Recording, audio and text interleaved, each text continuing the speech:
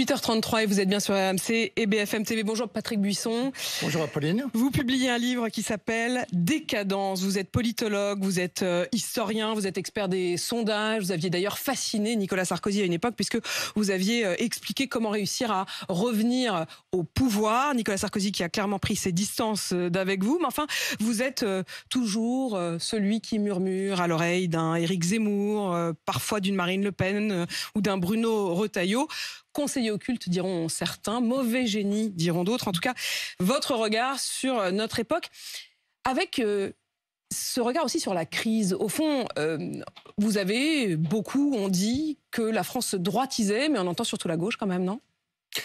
Oui, alors il faut peut-être essayer de comprendre ce qui s'est passé. J'ai écouté, comme tout le monde, le président de la République lundi soir. Et ma première réaction, c'est de me dire, tant d'intelligence pour tant d'incohérence. C'est-à-dire ? C'est un grand mystère, Emmanuel Macron, qui n'est pas prêt d'être dissipé. On n'a pas suffisamment été attentif à ce qui s'est passé lors de l'élection présidentielle. Emmanuel Macron a été réélu avec un électorat qui s'est considérablement droitisé. Quand on regarde l'étude du Cevipof qui fait autorité en la matière, on s'aperçoit qu'on a voté pour lui sur les items qui sont les items de droite. Sécurité, souveraineté, demande de leadership et d'autorité exécutive. Enfin, il a été élu face à Marine Le Pen. Il a été élu face à Marine Le Pen, mais aujourd'hui, vous êtes capable de positionner Marine Le Pen sur l'échiquier ? Vous êtes capable de dire elle est plutôt de droite, plutôt de gauche ? Moi, je n'en sais absolument rien. Ah, vous diriez pas que Marine Le Pen est de droite ? Bah écoutez, en tout cas, elle ne se reconnaît pas comme telle, c'est le moins qu'on puisse dire. Donc Emmanuel Macron... On va revenir sur Marine Le Pen, parce que vous faites partie de ceux qui disent qu'elle ne pourra jamais accéder au pouvoir. J'aimerais bien comprendre pourquoi, mais allons-y. Oui, Emmanuel Macron lundi soir. Il est élu dans ces conditions. Bon, qu'est-ce qu'il fait ? C'est pour ça que je parle d'incohérence. Eh bien, il va sortir de son nouveau gouvernement alors qu'il n'a pas de majorité. Les marqueurs de droite, Blanquer, Jean Castex, il fait un collaborateur de Sarkozy, un homme du terroir, pour les remplacer par des marqueurs de gauche. Elisabeth Borne, qui il s'étonne aujourd'hui d'être dans une impasse extraordinaire.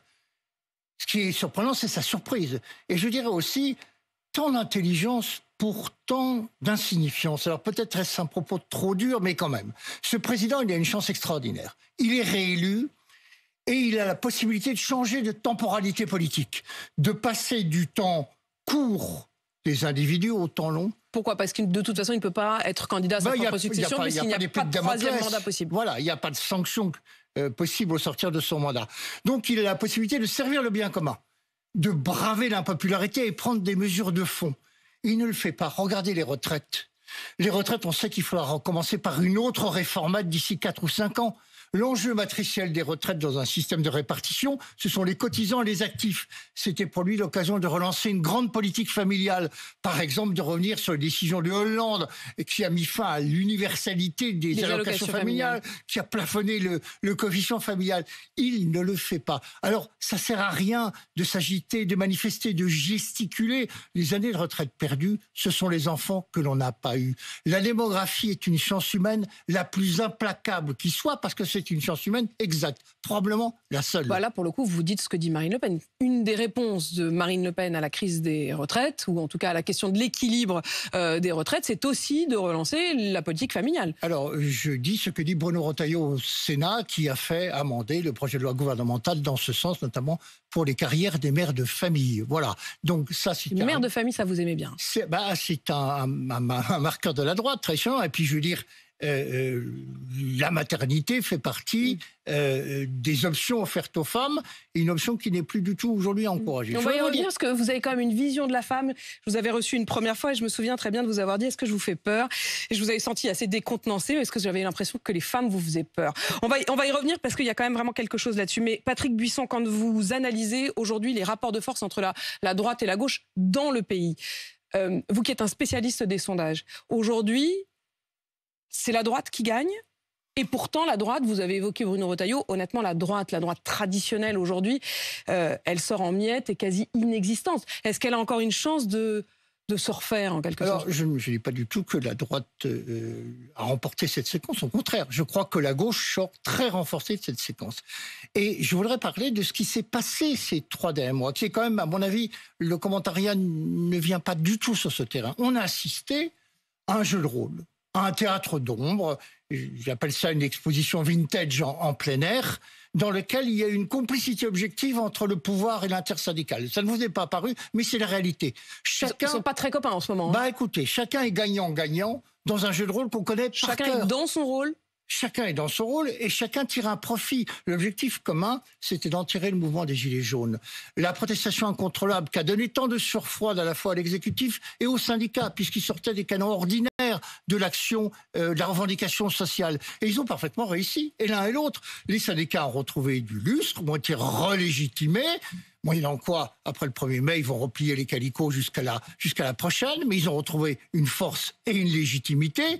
Et le pouvoir a pu surjouer la fermeté, attirer à lui le parti de l'ordre et en tire évidemment un profit. Donc tout ça est un jeu de rôle que l'on connaît bien. Les syndicats parlent de mobilisation historique, il n'en est rien. En 95, c'était beaucoup plus important, et même en 2010, où j'étais auprès de Nicolas Sarkozy à l'Élysée.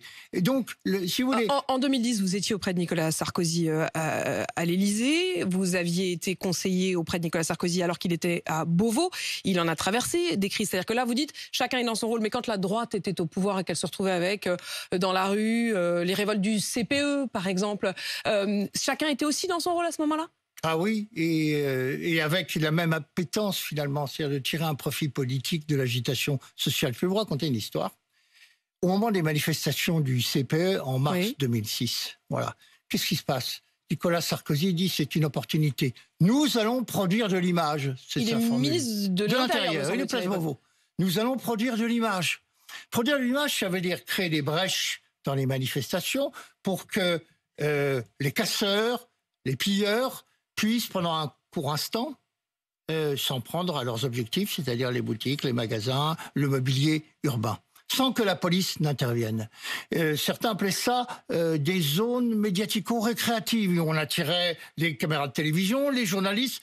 On avait de l'image pour déconsidérer le mouvement. C'est l'objectif de toute police et de tout pouvoir politique. C'est très grave ce que vous dites, Patrick Buisson. Vous laissez entendre... Je ne laisse pas entendre, mais vous racontez c'est une pratique immémoriale. Que les politiques ont intérêt à ce que ça dégénère. Sûr, mais et bien que Nicolas sûr. Sarkozy a même tiré profit, mis en scène presque. Oui, mais il l'a fait avec beaucoup plus d'habileté que ne le fait le pouvoir actuel. C'est toute la différence, ça se voyait moins. Voilà. Mais toutes les polices et tous les pouvoirs agissent de la même manière. C'est une constante. Chacun est donc dans son rôle, voilà ce que vous en dites. Vous dites que, au fond, Emmanuel Macron a sorti les éléments les plus à droite et a gardé les éléments les plus à gauche. Pour autant, il a gardé aussi un Bruno Le Maire, un Gérald Darmanin, qui eux aussi sont issus de la droite. Et dès sa déclaration de lundi soir, il a laissé un certain nombre de petits messages. Quand il dit on va s'attaquer à l'immigration en étant davantage ferme, quand il dit on va s'attaquer à la fraude fiscale et sociale, et que c'est relayé ensuite par les arguments d'un Gabriel Attal ou d'un Bruno Le Maire, ministre de l'économie, qui était mon invité hier. Je voudrais que vous écoutiez ses propos. Nos compatriotes légitimement en ont ras-le-bol de la fraude. Ils en ont ras-le-bol de voir des personnes qui peuvent toucher des aides qu'ils payent eux-mêmes. C'est le contribuable qui le paye, c'est l'entrepreneur, c'est le salarié qui paye ces aides. C'est pas mon argent, c'est l'argent du contribuable. Il n'a aucune envie de voir que des personnes peuvent en bénéficier, le renvoyer au Maghreb ou ailleurs, alors qu'ils n'y ont pas droit. Ça, c'est pour faire plaisir quand même à l'électorat de Marine Le Pen, non ? Extraordinaire, ces politiques qui découvrent des réalités qui existent depuis des décennies. Allez vous étonner après qu'il y ait 54 ou 55% d'abstention aux élections législatives. Notre modèle démocratique n'arrive plus à fabriquer de légitimité. Le président de la République est élu par 38,5% des inscrits et les députés par moins d'un électeur sur 4. Quand vous dites les réalités, vous voulez dire quoi ? Vous voulez dire la réalité de la fraude ou la réalité... La fraude sociale. La fraude sociale, ça existe depuis très longtemps. C'est quand même très largement exagéré, quand même, mythifié. Écoutez, moi je n'ai absolument aucun élément qui me permette. Certains experts, au contraire, disent que ça représente plusieurs milliards d'euros. Moi j'ai aucun élément d'appréciation. Mais quand on regarde, par exemple, il y a eu un fantasme de centenaires qui vivraient en Algérie pour toucher la retraite, alors qu'en fait ils seraient décédés et que leur famille ne leur aurait pas dit. On a les chiffres, hein. Il y a 687 centenaires qui vivent actuellement en Algérie et qui touchent leur retraite. C'est donc un mythe total d'avoir jeté comme ça en pâture des soi-disant familles qui n'auraient pas déclaré leur mort. Eh bien, c'est bien la preuve de ce que je vous disais au début de mon propos, à savoir que la Macronie est en train de prendre conscience de la droitisation de son électorat et qu'ils essayent de faire la politique de leurs électeurs, y compris en marchant sur les plates-bandes d'Éric Zemmour ou de Marine Le Pen. Je voudrais dire quelque chose à propos de Marine Le Pen. Le commentariat a oublié que Marine Le Pen, dans les années 2015-2007, était donnée gagnante face à François Hollande, qu'elle était également à 30 ou 31%. Cette espèce de consensus autour de l'élection pratiquement annoncée de Marine Le Pen va relancer ce que Jospin appelait le carnaval antifasciste. On va avoir des sondages alarmistes, on va avoir des prophéties autoréalisatrices parce que ça arrange tout le monde. Quand on dit de plus en plus que Marine Le Pen non seulement pourrait gagner, mais même qu'elle va gagner, c'est ce que vous appelez une prophétie autoréalisatrice. Oui, tout à fait. Parce que tous ses opposants... C'est pas pour s'en inquiéter pour vous? Non, mais c'est pour la maintenir dans son statut de challenger. Il n'y a pas si longtemps, M. Mélenchon disait n'importe qui peut être élu avec l'élégance qui le caractérise. Je ne sais pas si lui a peur des femmes. Face à Marine Le Pen, même une chèvre, c'était la formule de Mélenchon. La gauche pense qu'elle ne peut revenir au pouvoir que face à Marine Le Pen. La droite sait que Marine Le Pen sera également pour elle. Et alors, si je vous prends à votre jeu, Patrick Buisson, vous dites que ceux qui disent qu'elle va gagner, en fait, c'est parce qu'ils pensent qu'elles ne vont pas gagner et que c'est par intérêt. En fait, vous dites qu'elle ne va pas gagner parce que vous avez vraiment envie qu'elle gagne. Ah, mais pas du tout. Moi, je suis observateur, j'essaie d'analyser ce qui se passe avec le maximum de neutralité. Je pense que Marine Le Pen a fait une option qui l'a conduit à une impasse. Une quatrième échec. Elle a besoin d'alliés. Elle ne peut pas arriver au pouvoir toute seule. Elle a plutôt cherché ses alliés à gauche. Par deux fois entre 2017 et 2022, dans l'entre-deux tours, elle a tendu la main à Mélenchon avec le succès qu'on sait. Elle a tiré 15%, 17% de l'électorat de Mélenchon. Alors que je pense que les réserves naturelles, son vivier de croissance se situe plutôt à droite. Et elle tourne. Il y a plus grand monde à droite. Il y a peut-être plus grand monde, mais en tout cas, je sais pas, Pécresse, excusez-moi, ça faisait 12%. Les électeurs de Macron sont aussi à droite pour partie que le sont les électeurs de Pécresse. En fait, vous avez le même discours qu'Éric Zemmour, mais avec le succès que l'on sait. Mais parce qu'elle fait une erreur d'analyse. Elle pense que la diabolisation vient de sa radicalité. La radicalité n'effraie pas les électeurs. Zemmour a fait ses meilleurs scores dans les quartiers bourgeois. Chez les CSP+. Bon, ce qui effraie les Français, c'est le problème pour le Rassemblement national, c'est celui de la crédibilité politique. Les Français savent qu'il n'y a pas d'équipe de gouvernement autour de Marine Le Pen et qu'elle n'a pas l'aptitude à gouverner. C'est ça le principal handicap. Si elle attirait les électeurs de droite, et pour partie les cadres de droite, peut-être remédierait-elle à cette carence qui, à mon avis, aujourd'hui, la plus importante et plus importante que la radicalité présumée. Ça veut dire que quand elle se démarque de l'attitude de la France insoumise, par exemple, en jouant, elle, une forme de respectabilité qui ne serait pas le cas des élus, la France insoumise, elle se trompe, d'après vous? Oui. Moi, je pense que ce qu'elle appelle la stratégie de la cravate se terminera en nœud coulant, car le spectacle que donne l'Assemblée risque de susciter une vague d'antiparlementarisme comparable à celle qui a ramené le général de Gaulle au pouvoir en 1958, et que l'opinion ne fera pas la différence. On va changer de régime, on va changer de république. Je n'en sais rien. Pierre Rosanvallon, qui est un historien, honnêtement, vous n'avez pas grand-chose en commun dans votre analyse habituelle de la France, mais il dit à peu près la même chose que vous sur la période que l'on traverse. Il dit qu'au fond, les institutions, dit-il, sont respectées, mais l'esprit des lois est bafoué. Nous sommes entrés dans une crise qui peut être gravissime. Il estime même que la crise de mai 68 a été plus féconde. À quel point de vue? Du point de vue notamment des institutions, parce qu'au moins il y a eu une réponse politique et que ce n'est même pas le cas cette fois-ci. Oui, qui a débouché, je vous rappelle, sur une majorité introuvable à la Chambre, mais qui n'a en rien modifié l'équilibre des pouvoirs. Alors ça va déboucher sur quoi, celle-ci? Mais écoutez, la demande de démocratie directe était une des demandes des Gilets jaunes. On voit bien que le pouvoir recule devant ce qui était le moyen qui permettait de relégitimer tout pouvoir, c'est-à-dire le référendum. Le général de Gaulle en a usé, et Dieu sait s'il avait une autorité naturelle. Il y a la volonté de ne plus consulter le peuple tant qu'on est dans l'entre-soi des politiques. Effectivement, la crise institutionnelle ne peut pas. Les élections présidentielles, c'est une manière de consulter les peuples. Oui, avec en fait, vous dites avec un taux de participation. Qu'il n'y aurait pas de légitimité dans la sortie des urnes. Avec un taux de participation. Vous n'allez pas aller tirer les gens de chez eux pour les obliger à voter, que ce soit pour un référendum ou pour une élection présidentielle. Regardez par exemple le référendum sur la Constitution européenne en 2005 qui avait passionné les Français, créé un vrai débat d'idées. Il n'y avait plus le filtre de la personnalisation. Je veux dire, on ne votait pas pour ou contre Chirac, on votait en fonction de ses idées, des convictions qu'on s'était faites en écoutant le débat. C'est l'exercice démocratique le plus simple puisqu'il n'y a pas le filtre du culte de la personnalité ou de l'incarnation qui peut s'attacher à tel ou tel candidat. Et aucun politique n'a voulu y avoir recours, ne veut y avoir recours. Tant que nous n'avons pas cette respiration démocratique, vous voyez bien, au bout de même pas un an, Emmanuel Macron n'a plus de marche politique. Patrick Buisson, l'émancipation des femmes a conduit finalement à une forme d'aliénation. Voilà ce que vous dites. Ça veut dire quoi, ça ?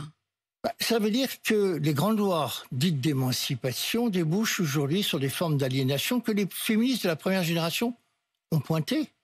Elles ont dit, au fond, c'est le mot d'ordre de la phallocratie qui a triomphé. L'accouplement sans engagement, sans avoir à assurer l'entretien financier ou sentimental de nombreux partenaires, l'exploitation sexuelle massive des femmes, le libre accès au corps féminin avec la marchandisation et notamment la déferlante pornographique à partir de 1975. Ce sont des éléments qui ont été tout de suite intégrés par le mouvement féministe en disant attention. Le fait que la femme aujourd'hui soit capable de dire non, ça c'est pas un progrès. Attendez, c'est certainement un progrès. Je pense qu'elle était tout aussi capable de dire non auparavant. Il n'y a rien changé de ce point de vue-là. Ce qui a changé en revanche, et c'est ce qu'ont dit les féministes très tôt, sous l'impulsion d'ailleurs du mouvement américain, c'est que ces lois ont abouti finalement à une domination accrue des impératifs sexuels masculin. On avait un marché de l'offre sexuelle qui a explosé et le coût social de la relation s'est effondré. C'est-à-dire la monnaie d'échange des femmes. Vous avez une obsession des femmes. Mais non, mais c'est pas une obsession du tout, c'est une réalité. Je veux dire, par exemple, le mariage s'est effondré. Qu'est-ce qui était mieux quand nous, les femmes, nous restions à la maison et qu'on s'occupait des enfants et de l'argent du foyer? Cette caricature, à mon avis, dénature profondément le travail que j'ai fait. Dites-nous. Le travail est une option. Qui devait être présenté au même titre que la maternité. Le marché et le monde politique... Mais le fait que la femme n'ait plus à choisir justement entre la maternité et le travail féminin a toujours existé. Ce qui était nouveau, c'est le salariat féminin. C'est-à-dire qu'on ne travaille plus chez soi, dans l'exploitation agricole, dans le commerce, dans la boutique. Simplement, on a fait en sorte que... Pour lesquels on était la plupart du temps salarié, voire même pas salarié du tout, mais de son mari. Oui, ça arrivait, parfaitement. Oui, donc on a juste changé de patron. Rétablissons la vérité sur le patriarcat. Dans les familles ouvrières jusqu'en 1960, il y avait un matriarcat budgétaire. Les hommes travaillaient, ramenaient l'argent aux femmes qui leur donnaient de l'argent de poche. Elles sont peut-être contentes de gagner leur vie. Bon, ça s'est passé comme ça. Donc, voyons ce qui s'est passé. Au lieu de faire en sorte d'adapter le capitalisme, le marché aux femmes, leur créer des conditions pour qu'elles puissent travailler compte tenu de ce qu'elles sont, de leur nature. Je sais bien que la notion de nature est aujourd'hui contestée. On a imposé aux femmes l'aliénation, je vous prends un terme qui est employé par les féministes, la réification chimique, la pilule, le stérilet, c'est-à-dire il faut vous adapter votre corps au marché du travail et non que le marché du travail... Mais vous ne croyez pas que les femmes ont juste envie de pouvoir choisir quand est-ce qu'elles auront les enfants ou pas? S'adapter. Mais je vais vous faire remarquer simplement qu'on leur a imposé une contrainte. Et d'ailleurs... C'est une contrainte pour vous, la pilule? Mais attendez, les mouvements féministes, dès le départ, ont pointé l'instrumentalisation technico-marchande à l'égard des laboratoires pharmaceutiques. Est-ce que vous ne vous réjouissez pas qu'aujourd'hui en France, on puisse à la fois travailler et avoir des enfants? Est-ce que ce n'est pas le plus grand progrès? Mais personne n'en disconvient. Mais auparavant, je vous signale que nous étions, avec des méthodes de contraception dites naturelles, le pays qui avait le plus faible taux de fécondité, c'est-à-dire que la contraception existait de la même manière et les femmes avaient la possibilité de faire ses choix. Le fait que les femmes s'inquiètent aujourd'hui de l'impossibilité éventuelle ou en tout cas du spectre de l'interdiction de l'avortement aux États-Unis, est-ce que ça n'est pas le signal qu'aujourd'hui, au fond, le féminisme et la libération de la femme est menacé? Mais je ne crois pas du tout. Je dis simplement que la carence de la loi de Simone Veil, dans le discours qu'elle fait à l'Assemblée nationale, elle présente cette loi en disant l'avortement sera l'ultime recours pour les situations de détresse. Et elle ajoute naturellement, nous allons accompagner cette loi d'une grande politique familiale, avec des mesures de soutien pour les mères de famille. Le problème, c'est que la politique familiale promise pour calmer les députés gaullistes, nous sommes un an après l'élection de Giscard, ne viendra jamais. Moyennant quoi, nous connaissons les problèmes de démographie qui sont les nôtres depuis maintenant 30 ans ou 40 ans. Il a manqué ce volet à la politique de Simone Veil et nous n'avons jamais rattrapé sur ce terrain, effectivement, le fait d'avoir renoncé à la grande politique familiale qui était celle de la résistance et du général de Gaulle en 1945. Vous laissez entendre d'ailleurs dans votre livre que Simone Veil elle-même ne croyait pas à sa loi. Elle a été obligée de faire des concessions qu'elle ne voulait pas faire pour justement essayer de calmer la majorité. Elle était favorable au remboursement. Il n'y a pas eu de remboursement dans un premier temps. Il a fallu attendre la révision de 79. Et elle a fait voter la loi, ce qu'on appelle ad experimentum, c'est-à-dire qu'elle devait être rediscutée dans 5 ans pour calmer ou apaiser la conscience des députés gaullistes qui étaient hostiles. Mais elle était convaincue malgré tout par le fond de sa loi. Ah, mais elle était parfaitement convaincue. Simplement, moi, ce qui m'a frappé en regardant les débats, c'est qu'une notion qui est aujourd'hui au cœur de la polémique, le grand remplaçant, c'était le fil rouge de l'intervention de tous les gaullistes, y compris Debré. Debré monte à la tribune en disant « Madame, vous faites une monumentale erreur historique. Nous allons choisir de vieillir et de décroître quand des peuples à côté de nous, de l'autre côté de la Méditerranée, ont choisi de rajeunir et d'augmenter et de croître. Nous allons le payer. » Et de ce point de vue-là, vous l'avez d'ailleurs souvent dit, et ça a été vu comme une forme de paradoxe, vous dites votre admiration pour ceux qui justement ont de nombreux enfants, et y compris dans des pays qui paraissent éloignés de vos idées, et qui sont des pays à majorité musulmane. Effectivement, oui, les techniques de contraception, les techniques contraceptives ont été un moyen pour l'impérialisme américain à l'époque de juguler l'explosion démographique du tiers-monde. Et d'ailleurs, les leaders du tiers-monde ont bien vu cette forme d'impérialisme culturel. Patrick Buisson, merci en tout cas d'être venu ce matin. Votre livre Décadence aux éditions Albin Michel, 8h54 sur RMC BFM TV.